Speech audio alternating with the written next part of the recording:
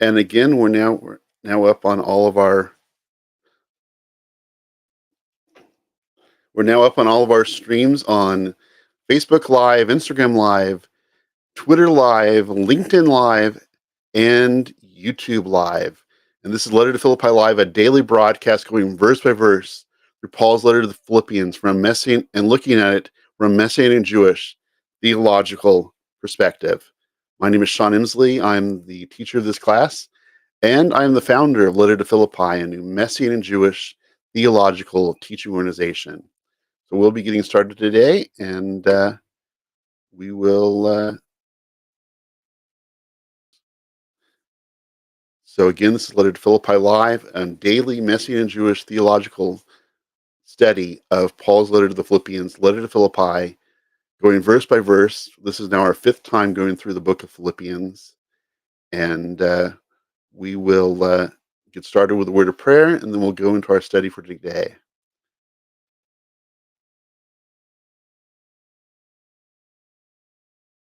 So we'll begin with a word of prayer today at Letter to Philippi, and we'll go into our study for today. Oh Lord, you're good. We thank you. We bless your holy name. We thank you for each opportunity we have to look into your holy word, to gain from these words of your holy servant Paul, Lord. Help us, Lord, to become more and more and more in the Messiah today because of this time looking at your holy word. We thank you for the Messiah who is our life and who is the one that we celebrate each day of our lives. And in his holy name we pray. Amen. So again, this is Letter to Philippi Live. My name is Sean Emslie. I'm the teacher of this class. And this is a daily study through the book of Philippians, Paul's letter to the people of Philippi, from a Messianic Jewish theological perspective, giving you a perspective of a Messianic Jewish understanding. And this class is based on my Messianic commentary on Philippians, which was published in 2019 by Letterer Press. And you can purchase that commentary on our website, lettertophilippi.org, on our resources page. You can purchase a copy of the commentary, which is the basis for this class. And again, Letter to Philippi is a Messianic Jewish theological teaching organization. This is our first initiative, the daily Monday through Friday study in the book of Philippians. And we've added our Messianic Jewish book reviews, and we have some exciting announcements coming next month in March about our various Passover presentations on our special Passover observances we'll be having, both for the beginning of Passover and also for a Seudat Mashiach, a celebration of King Messiah, on the final day of Passover. And then more information will be coming next month as those details come together. And you can find out more about the work of Letter to Philippi at lettertophilippi.org, 1L, 2 Ps in Philippi. So we begin looking today at verse 5 of Paul's letter to Philippians, chapter 1, verse 5. And this time, through our fifth time through the book of Philippians, we're going to do one verse per day. So our class can be between 15 minutes and an hour, depending on the length of the commentary on the verse. So the day was in the first chapter. Most of our verses will be shorter sessions, and then when we get into chapter 2 and 3, we'll see more of the longer, 45-minute to an hour classes. But today we'll be looking at Philippians chapter 1, verse 5, and I will put that up on the screen.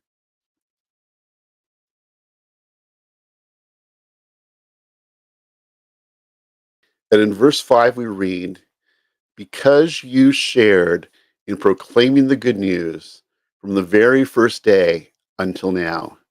Let me read that again. "Because you have shared in proclaiming the good news from the very first day until now."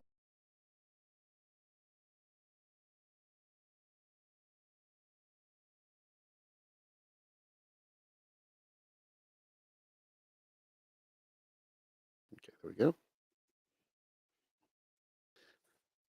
So we see in the continuing Paul speaking with people of Philippi, sharing with them about his deep love for them. When Paul first visited Philippi in his second missionary journey, which we read about in Acts chapter 16, Paul shared the message of the good news of the Messiah to Lydia and the other women participating in Jewish prayer on the Shabbat near the river.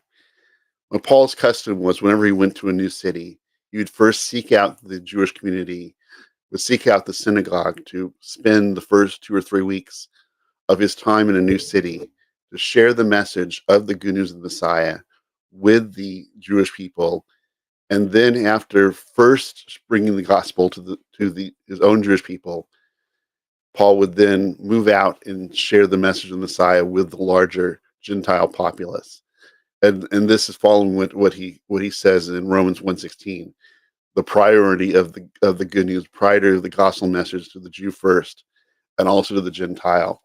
Paul did this in his own practice by going first to the synagogue to share about Yeshua for the first part of his visit to a city, or at least the first 2 or 3 weeks, and then would go out to the larger Gentile community with the message of the Messiah.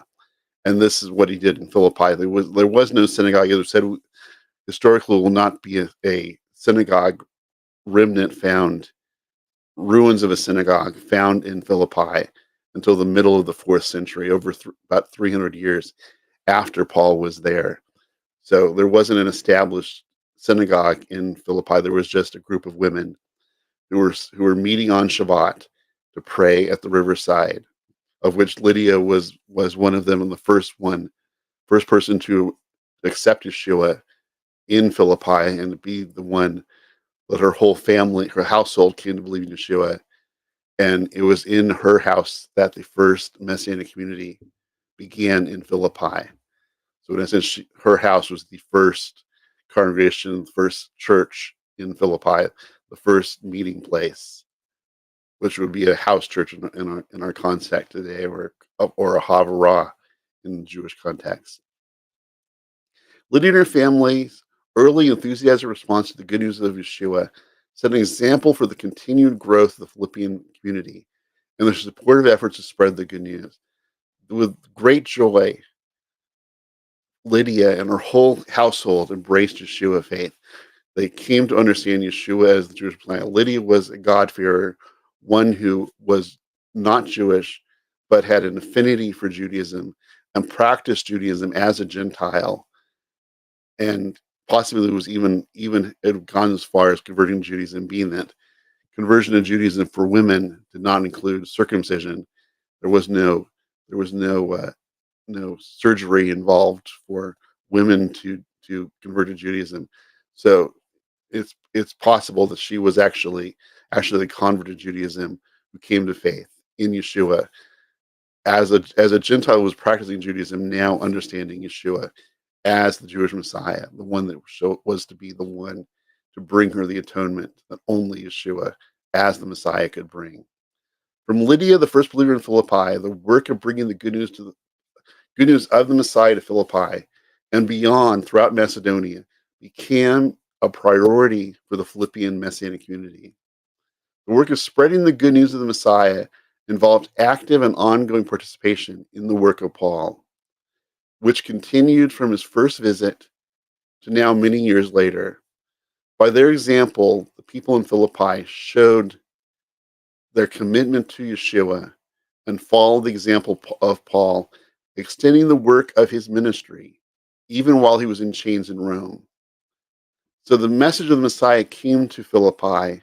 It was embraced excitedly by Lydia and the others, and they took this joy and excitement of their understanding of the God of Israel and their new connection to the God of Israel through Yeshua, and became powerful representatives of Yeshua in Philippi and throughout Macedonia.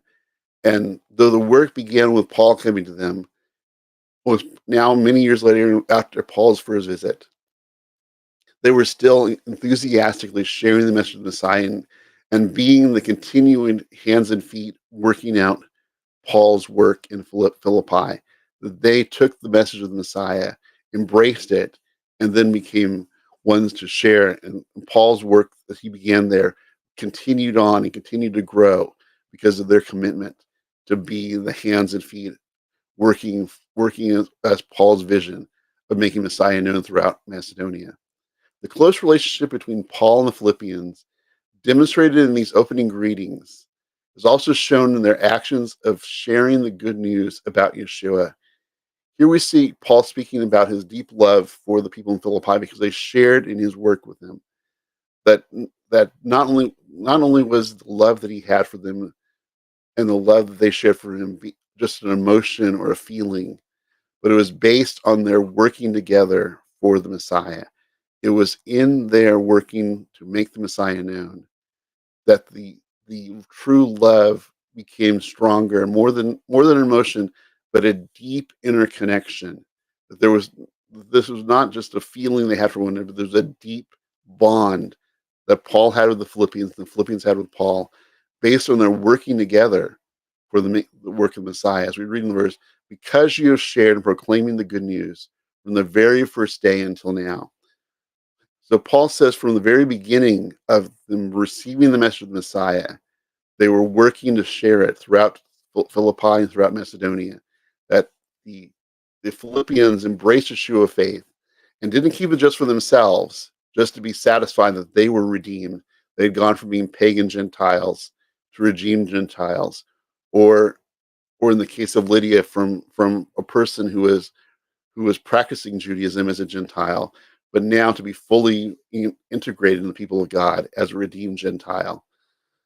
They not only just took it for themselves and were embraced Yeshua faith as their own, for their own salvation, for their own connection to the God of Israel, for their own incorporation into the people of God, but they took that message outside and shared it. As I said, Lydia actually established a community, a Messianic community in her home that was to be a light for Yeshua in Philippi, even though surrounded by the darkness of the pagan religions, the worship of idols, the worship of demons, the worship of the emperor himself, Nero,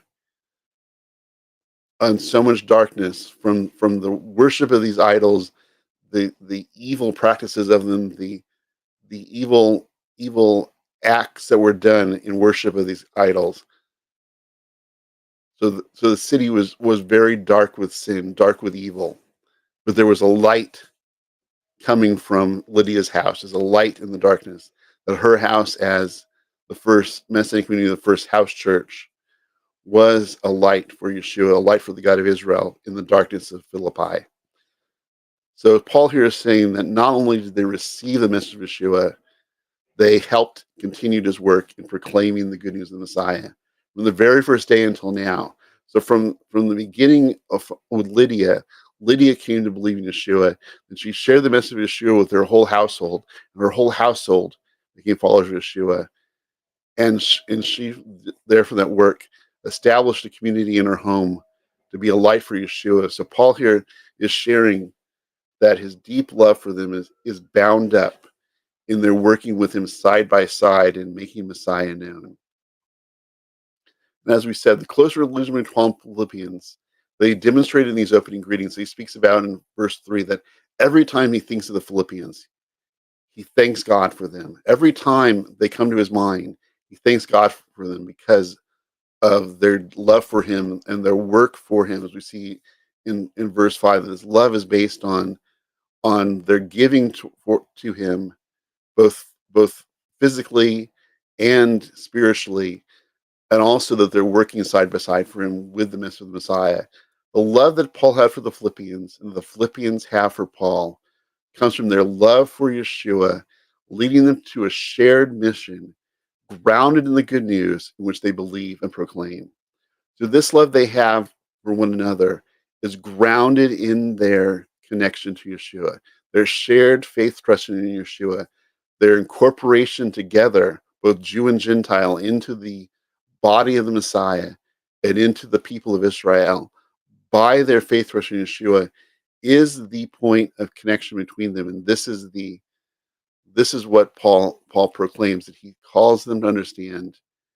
His deep love for them is defined by their working together for the work of the Messiah. And Paul calls us today in these words, as they gave the people of Philippi, for us to embrace that, to make the Messiah known in our lives, in our communities. May our Messianic communities be lights in our world, which is dark, which is, though may not have actual physical images of idols that are worshipped today, like they did of the Roman and Greek deities of Philippi. There are idols today of wealth and fame and and sexual desires and conquests that people today will worship as their idols. An idol is anything that's other than the worship of the God of Israel. So there are so many things of which wealth and fame are two of the major idols of the world. They're seeking to be, to be the next great internet star, or having the wealth of the billionaires. But Paul calls us to seek to be ones to be a light for the one God of Israel. That our only God is the God of Israel. There's no room for idols. There's no room for other commitments except to follow and to seek after the God of Israel.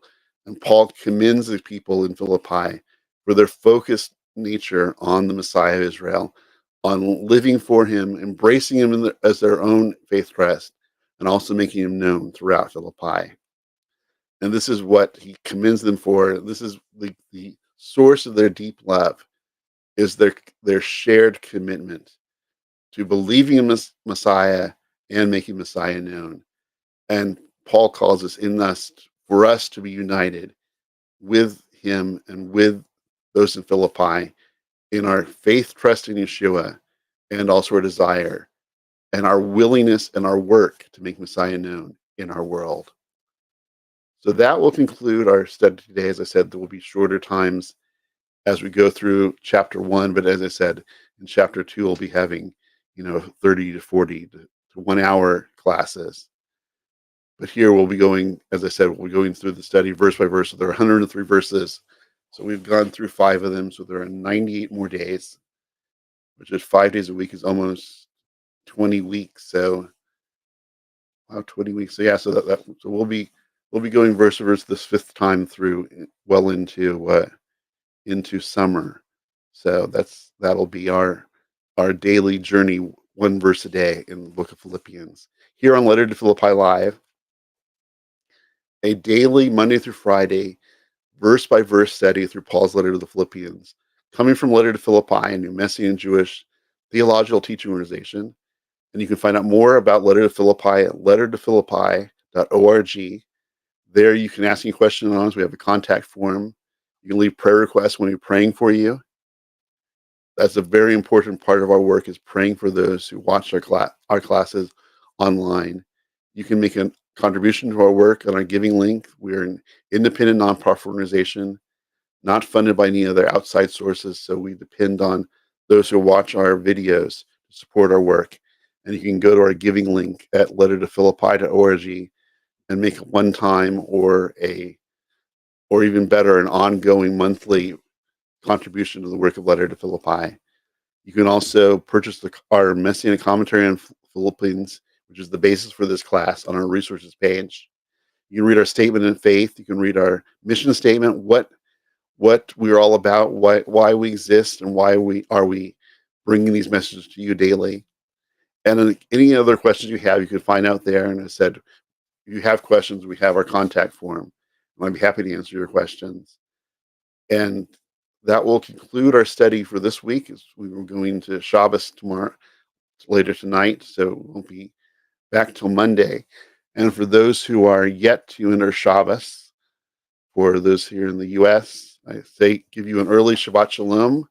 May you have a blessed time in the Shabbat as we look forward to the day when our Messiah Yeshua returns, and all time will be Shabbat. Until then, we celebrate the Shabbat in this world, in this time, waiting for that glorious day when the Messiah returns.